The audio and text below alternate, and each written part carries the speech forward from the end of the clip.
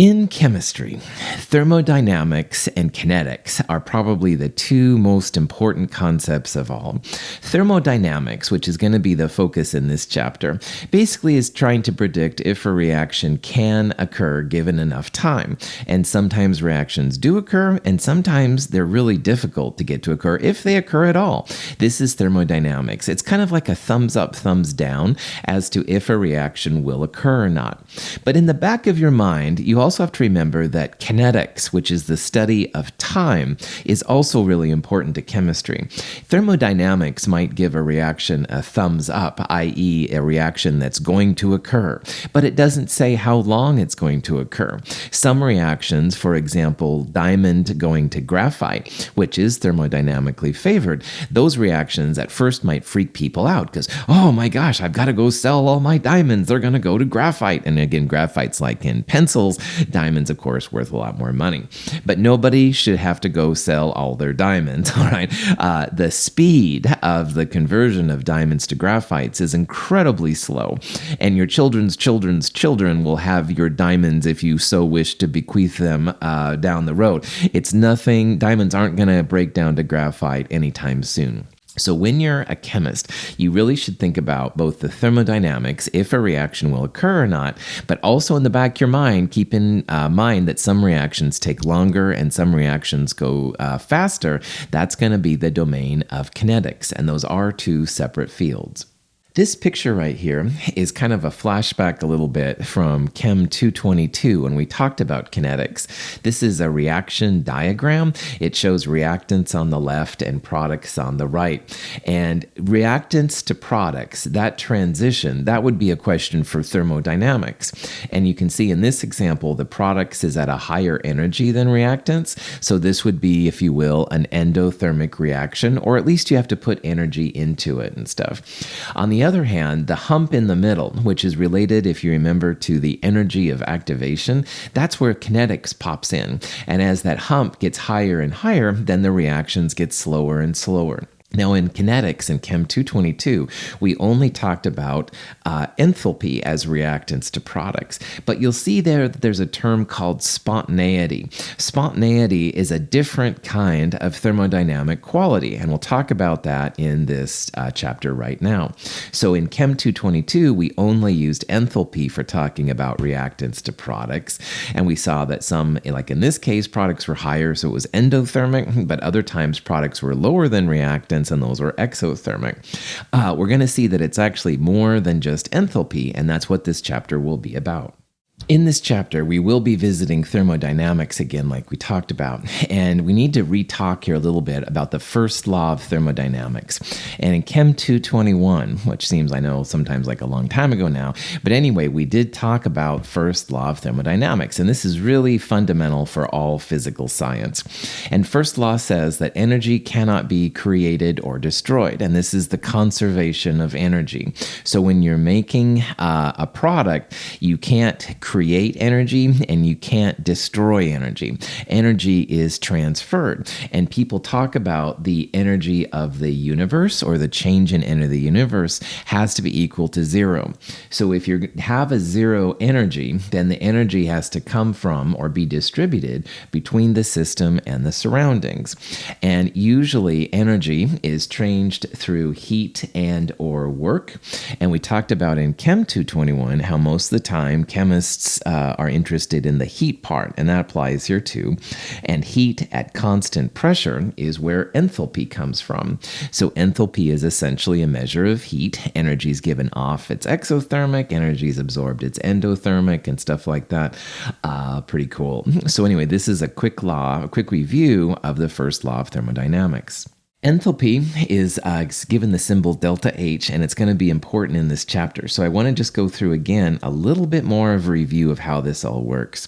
Again, if energy is given off, it's considered exothermic, and the value of delta H will be a negative number. So if you saw a number like minus 26.7 kilojoules per mole, like in the lower right, that would be an exothermic energy. On the other hand, if you have an endothermic energy, it's a positive delta H, H. So if you had, I don't know, positive 391 kilojoules per mole, I see for the NH bonds down there, that would be an endothermic transition. We talked in Chem 221 about Hess's law, which is when you can combine reactions together to give you an overall reaction. We also talked about how you can find the overall delta H of a reaction by taking the delta H of the products and subtracting the delta H of the reactants. We're going to do stuff like that in this chapter. So if that doesn't look familiar, I do recommend you look back in chapter 5 of Chem 221. That was something we did towards the end of the chapter, and that'll be really helpful to us. We also talked about in Chem 222 a way to find the energy through bond enthalpies. This table right here is one of them. It's bonds broken minus bonds formed. That's another way sometimes you can find the enthalpy of a reaction. So all of these are cool things to do. If they're not looking familiar to you, you might want to go back and review them, especially that delta H products minus delta H reactants. That's going to be something we'll use in this chapter in equivalent kind of ways. Thermodynamics asks if a reaction will occur. Like if you're ever curious, you mix two chemicals together, are they going to happen? All right, well, that's a great question, and that's trying to what thermodynamics is trying to offer. If the reaction does occur, the system is considered favored to react, and that's really what a product-favored system is. So now we're talking about Chem 223 stuff. Equilibrium constants that are greater than 1 are product-favored, and really all product-favored equilibrium constants are ones that are going to react. We call these spontaneous reactions, and I'm not really a big fan of the term spontaneous because to me spontaneous means instantaneous, like bam, I'm going to snap my fingers and all of a sudden it's there. But spontaneous in that context sounds more like time, like it happens instantly, and that's not what the scientific definition of spontaneous means. Spontaneous in a thermodynamic quality, which is what we're talking about here, means that the reaction will be product favored. You expect the products to occur. Most product-favored reactions are exothermic. They'll have negative delta H's. And until this chapter, that's what we've kind of assumed informally, all right? But in this chapter, we're going to see that it's a little bit more detailed than that. Not all exothermic reactions are product-favored. Overall, they are, all right? But not all the time. And that's what we'll be exploring in this section. Non-spontaneous reactions will require energy in order for them to transform from reactants to products, all right? So non-spontaneous, imagine in Chem 223 terms, would be more like a reactant-favored system. They're not as likely to occur. K's will be less than 1, stuff like that. And remember as well that in the back of your head, all reactions, whether they're exo or endothermic, require an activation energy to take place. And without that activation energy, no reactants will go to products. So the lower the energy of activation, the more likely the reaction is to occur, etc., etc. Spontaneity, once again, does not imply anything about time. Spontaneity sounds like it's like instant. It's going to happen right now. I flap my fingers. No. It's not. Spontaneity is not something in the domain of kinetics, which is where time is studied. All right. Spontaneity can be for a fast reaction and it can be for a slow reaction. Spontaneity just means, again, that it's product favored and the reaction should occur. The first law of thermodynamics does not predict if a reaction is spontaneous, all right? It doesn't say anything about how fast or slow a reaction is going to occur. But the first law does apply to all systems, all right? It doesn't matter if you're having diamond turning into graphite or if you're using sodium and water, whatever. First law applies to all systems. And that applies to us as human beings as well. If you eat food, that's an energy transference. All the first law stuff applies. Pretty interesting. The philosophical connotations of this chapter are pretty high, and I'll try and point them out as we go through the lecture. So a process that's spontaneous is often non-spontaneous in the reverse direction. So let's think about an example. Let's say I have an iron nail, which is listed in that little picture right there. And I leave it out overnight and it rains and stuff like that. And the next day I come over and man, my iron nail is rusted. All right. Iron turns into iron 3 oxide pretty readily.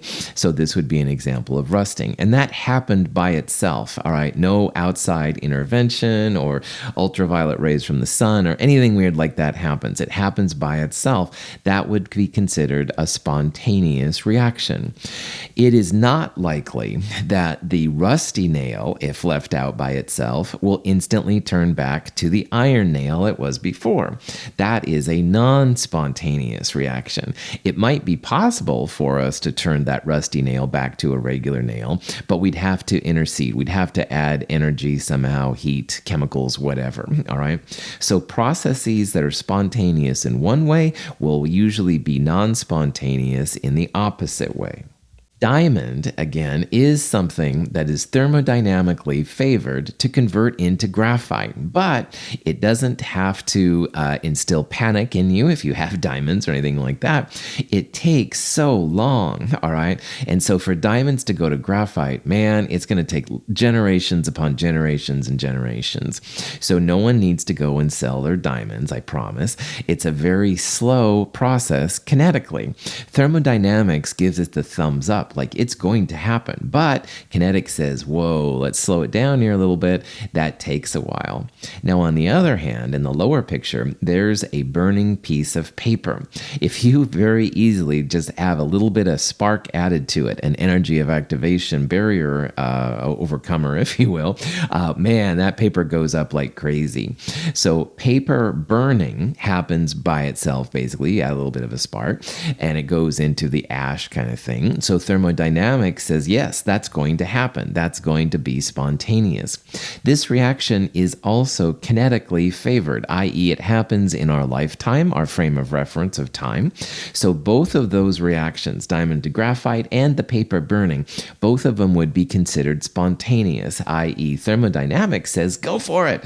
But kinetics says, whoa, slow down there, Hess. On the first one, diamonds don't go to graphite easily. It takes thousands of years. On the other hand, kinetics is totally fine having the piece of paper burn into ash. So notice here, both reactions are spontaneous. Spontaneity has nothing to do with time. It's all about thermodynamics. Some reactions are spontaneous at one temperature and non-spontaneous at other temperatures. So there's a temperature dependence on this idea of if a reaction will occur or not. And a great example of this is ice going to liquid water and back and forth, all right? If you have ice and you're at a temperature that's above the freezing point of water, of course the ice is going to melt. That's going to happen spontaneously. On the other hand, if you take your liquid water and you put it in a temperature less than 0 degrees under the freezing point, then yes, the liquid water will freeze. Now, if you're above 0 degrees Celsius, ice going to liquid, that would be spontaneous. It's going to happen. But if you're above 0 degrees Celsius, you would not expect the liquid water to go back to ice. So the spontaneity above 0 degrees is for ice, of course, to go to liquid water. If you're below 0 degrees, below the freezing point, then naturally liquid water will go to ice. And you wouldn't expect at a temperature under 0 degrees Celsius for the ice to go back to liquid water if you're under 0 degrees. So you can see there's a spontaneity aspect of temperature that we'll talk about in this chapter as well. And yes, that assumes, 1 atmosphere of pressure and you don't have a solution or something like that. But for normal water, these are the kind of things. And it does exhibit how temperature does have a factor when it comes to spontaneity. Another thing we need to talk about here is when things are reversible and irreversible. In a reversible process, the system changes so that the system and surroundings can be put back to their original states by just reversing the process, all right? And in theory, in thermodynamics, it's possible in all things, but it's actually quite rare. So there, in theory, all right, if you want your rusty nail to go back to iron nail, it should be possible. It should be reversible, but it's difficult, all right? You'd have to add the right chemicals. You'd probably still scrape off the outside layer of the iron as it turns to rust, so you'd have the underside showing. Reversible processes are rare, all right? We'll talk about them like it's possible, and it is possible most of the time, but they're actually usually quite rare. So just if sometimes once you commit to a reaction, it will be more difficult to go back the other way. So for example, think about that burning piece of paper. If we wanted that back to the original form, good luck, Charlie, because wow, you probably had like writing on there, and getting it back just to the paper part would be hard enough, and then having the words on it would be difficult. So reversible processes are possible in thermodynamics, but they are rare. That'll be something else will come up here in a little bit. Irreversible processes cannot be undone by exactly reversing the change to the system. All right, and this is the more common kind of process. Now, usually, and I would say spontaneous processes are irreversible. So there's a nice car, you leave it outside for too long, it starts to rust. That'll be a spontaneous thing, that'll happen. The non-spontaneous reaction would be to have it go from the rusty car back to the original, and probably that's not going to happen. That's probably irreversible. So the non-spontaneous reaction, we could totally make it look more like it. And if you were an auto body person, you could probably fix it up so it looked that way. But chances of it going back, pretty difficult. So irreversible is definitely the hallmark of a spontaneous reaction. One way is reversible. The spontaneous way happens naturally, spontaneous, but the non-spontaneous way is usually considered irreversible. You might be able to get close and stuff, but it would be difficult. One thing that scientists studied a lot at the turn of the 20th century was the probability that a reaction would happen. Like, what factors go into making a reaction happen? All right, why? What makes for a spontaneous reaction? So the directionality of reactions is something that a lot of scientists have been really interested in, and people studied this quite a bit. They found that probability of a reaction being spontaneous, i.e. a reaction being product favored, is if the reaction had a dispersal, then it would be more likely to occur. Now, dispersal can mean basically two different things in chemistry. You can have a dispersal of energy, you can have a dispersal of matter, or you can have a dispersal of both energy and matter. So what that means is you have a concentrated energy source and or a concentrated matter source. And when after the reaction occurs, dispersal means that the energy has been dispersed, so it's no longer in a small area, it's more dispersed over a wide area. And the same thing for matter. You had a concentrated matter source, it's dispersed, and so everything is kind of spread out. If you can have both energy and matter being dispersed, then that's really good. Boltzmann, the guy there showing his headstone there on the right, was a person that really studied this a lot. And his equation up there, which we'll mention briefly, is given right here with the magic S, and we'll talk about that. The little k is the Boltzmann Constant, and it's a constant that's used in physics a lot. We won't use it so much here, but that constant was named after him, so Boltzmann really took care of business. Consider a pair of flasks, one containing gas molecules, the other completely empty.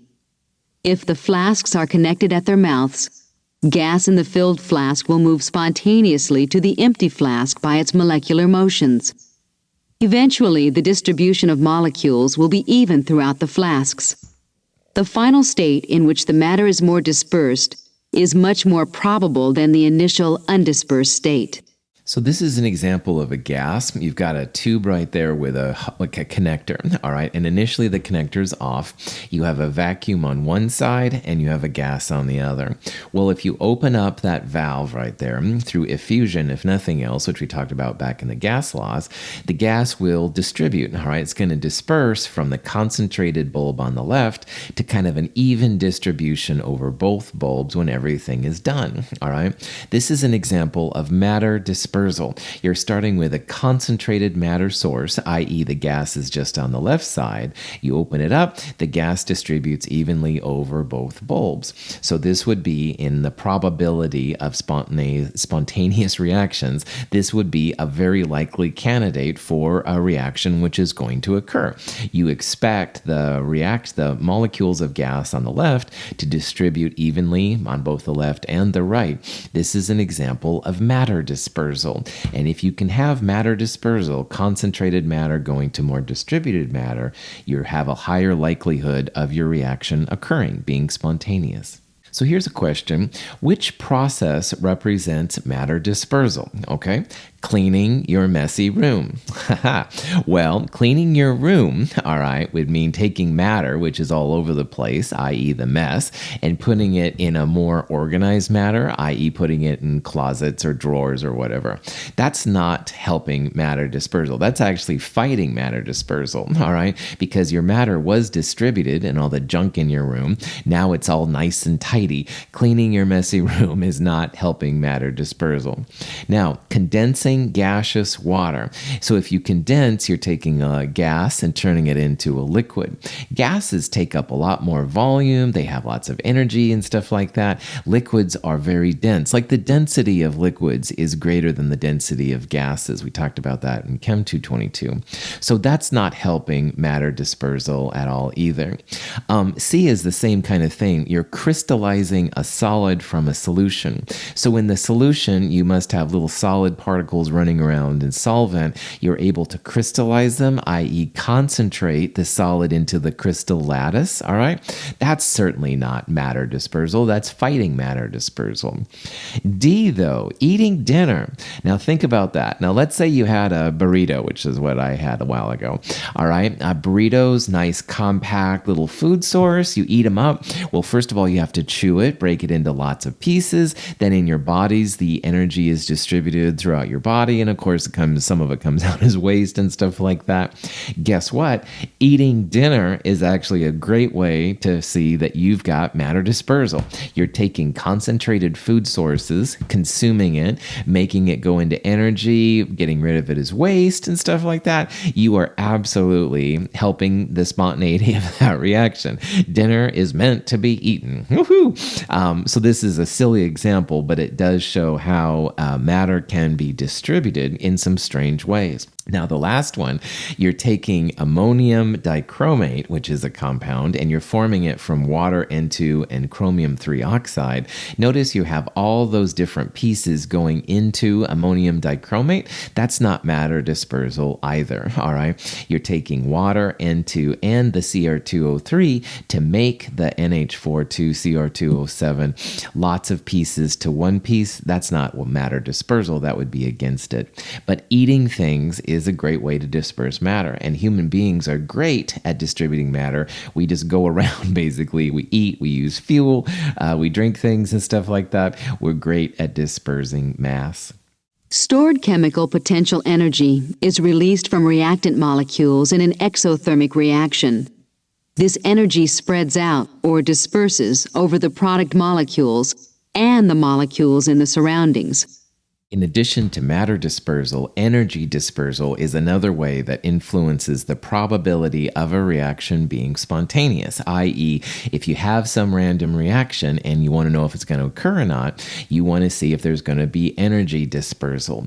Now, earlier I talked about how eating food was matter dispersal. Well, let's say that you eat a gummy bear, all right? Gummy bears are kind of one of my favorites right now. It's a long story. I'm such a dork. But anyway, I eat a gummy bear. Tasty, tasty. But in my body, the energy of those sugar bonds is broken up and distributed so I can move my arms and think and do all those kind of things. There's an energy dispersal quality to eating as well, all right? Energy comes to our bodies from the foods we eat. So energy dispersal, eating gummy bears, is another way to tell if a reaction is spontaneous or not. It's not just about matter dispersal, it's also about about energy dispersal. And we'll see examples of this chemically here. This is why exothermic reactions we considered up until this chapter to always be spontaneous, i.e. they would occur, because if you can get energy distributed from the inside to the outside, from the system to the surroundings, i.e. the temperature feels warm after the reaction occurs, wow, that's a great way to predict anyway that your reaction will be spontaneous and it's going to happen. Exothermic reactions, enthalpy, negative delta H's, all that stuff, they involve a release of stored energy. All right, it goes from the system that's being studied to the surroundings, and this is why we said that usually exothermic reactions are the ones that are going to happen. That potential energy in sugar or that potential energy in sodium when it reacts with water and stuff like that, it basically goes out into the outside. So it goes to the solvent, it'll go to the glass container, it'll go into our bodies, whatever kind of system you've got. And that final state when the energy is dispersed, so it goes from concentrated to a more dispersed state, that's a more probable condition that makes reaction much more likely to be product favored and spontaneous.